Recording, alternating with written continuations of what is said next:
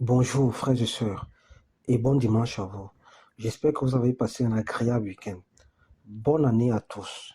Que le Tout-Puissant vous fasse grâce, qu'il vous comble de bénédictions et de faveurs, qu'il vous guide et vous protège à chaque instant.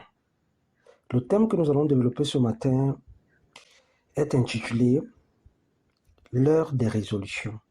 L'heure des résolutions. La résolution, c'est un acte par lequel, après réflexion, on décide volontairement d'accomplir quelque chose.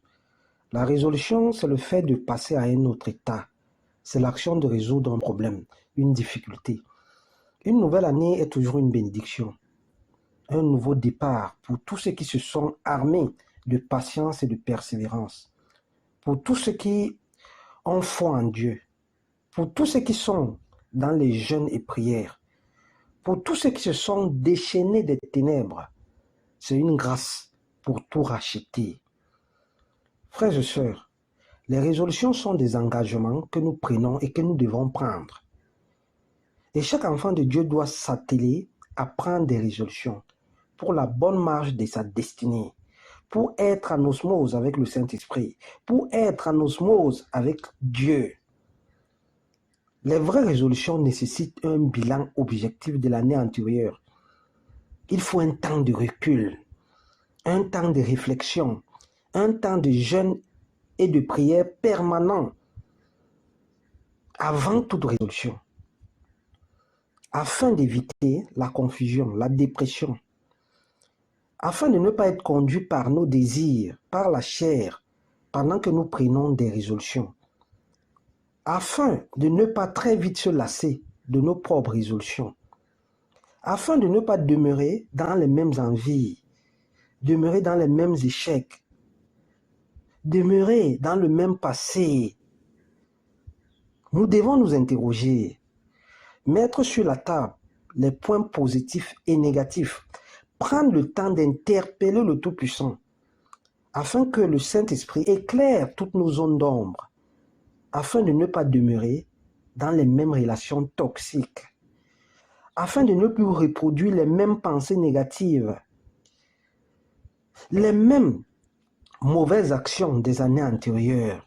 Nous devons automatiquement associer Dieu dans nos choix, associer le Saint-Esprit dans nos résolutions, sinon ça va être compliqué, sinon ça va être difficile.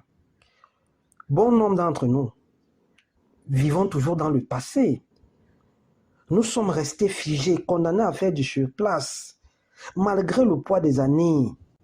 Combien s'empressent de prendre des résolutions chaque nouvelle année?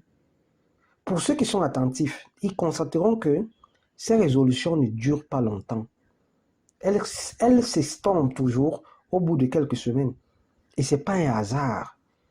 Vu que 1 Corinthiens 2, le verset 17 déclare « L'homme spirituel, au contraire, juge de tout. » 1 Corinthiens 2, le verset 17 déclare, frères et sœurs, soyons attentifs, que l'homme spirituel, au contraire, juge de tout. On ne se lève pas un matin, conduit et guidé par la chair, et on commence à prendre des résolutions à tout vent. Je suis désolé ce matin. Pour tous les frères et sœurs qui vivent et fonctionnent de la sorte, les probabilités de réussite sont très faibles. Ça ne va pas tenir. Ça ne va pas tenir. D'où les échecs à répétition.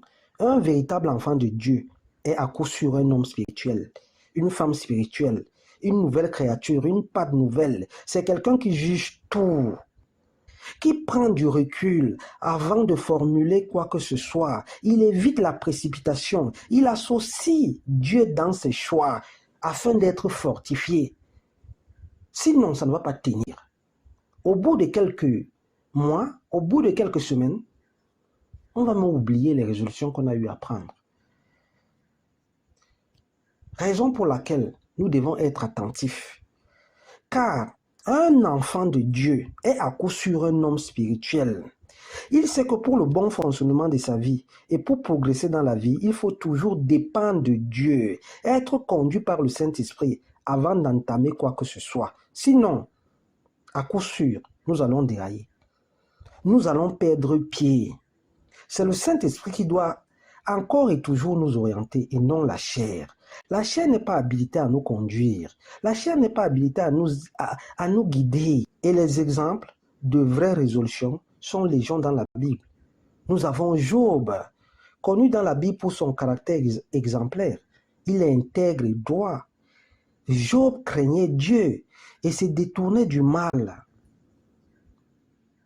Pour rester pur dans sa jeunesse, il va prendre la résolution de ne point porter ses regards sur une jeune fille. Job 31, le verset 1. Ensuite, nous avons Ruth. Suite au décès de son mari, elle va prendre la résolution de suivre sa belle-mère. Où tu iras, déclare-t-elle, j'irai, et où tu habiteras, j'habiterai. Ton peuple sera mon peuple, et ton Dieu mon Dieu. Ruth chapitre 1, le verset 16. Enfin, nous avons Daniel. Dès son arrivée à Babylone, il prit la ferme résolution de ne pas se souiller en consommant les plats servis sur la table du roi et le vin de ses banquets. Daniel 1, le verset 18. Voilà quelques héros résolus. Nous devons être des héros résolus nous aussi à notre temps. Frères et sœurs, pour que nous soyons semblables à ces modèles, nous devons avant toute chose solliciter la sagesse. La sagesse est primordiale. La sagesse insufflée par l'intermédiaire du Saint-Esprit doit être de mise. D'ailleurs, le roi Salomon n'a demandé que la sagesse à Dieu. Celui qui est sage échappe au traquenard du diable. Le sage insère le Seigneur dans ses résolutions. Le sage prend toujours un temps de réflexion avant de formuler ses résolutions. Il va se questionner. Est-ce que actuellement je suis prêt pour avancer? Est-ce que j'ai mis de l'ordre dans ma vie? Est-ce que je suis réellement guidé et conduit par le Tout-Puissant? Avant de me lancer dans des résolutions, est-ce que je suis prêt? Est-ce que je suis une vase disponible? Il ne se lève pas un matin, il commence à prendre des résolutions, ça ne va pas tenir, ça ne va pas aboutir. Nous sommes enfants de Dieu. Et tout doit être nouveau dans notre vie. Tout doit être nouveau dans notre vie, car il y a un temps pour tout sous le soleil. Jadis, nous marchons sans être éclairés par le Saint-Esprit. Mais aujourd'hui que nous connaissons Dieu, aujourd'hui que nous l'avons accepté, aujourd'hui que nous avons donné notre vie à Dieu, dès l'instant où le Saint-Esprit nous enveloppe, nous devenons des hommes et des femmes éclairés par la lampe intérieure de l'Esprit de Dieu. À partir de cet instant, nous ne pouvons plus vivre ni marcher dans le désordre. D'ailleurs, 1 Corinthiens 4:7-3 déclare « Dieu n'est pas un Dieu de désordre. » Puisque ce dernier est un Dieu qui marche et qui marchera toujours avec nous dans l'ordre, il est donc primordial de mettre en ordre sa vie afin de ne plus être des enfants spirituels, se nourrissant encore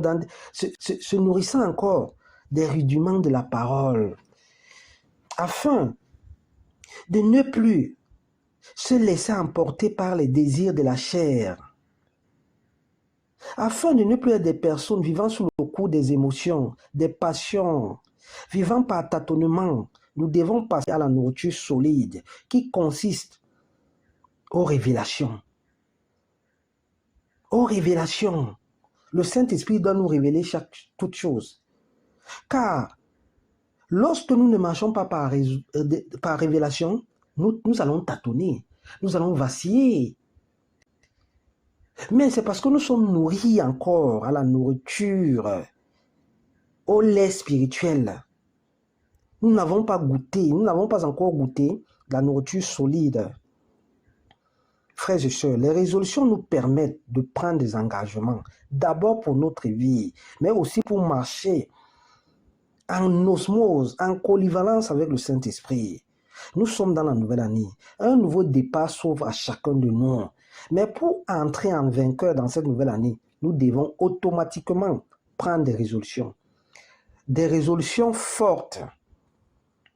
Nous devons solliciter l'aide de Dieu afin de ne plus tomber dans les mêmes égarements, dans les mêmes pièges de l'année achevée, dans la confusion et la dépression.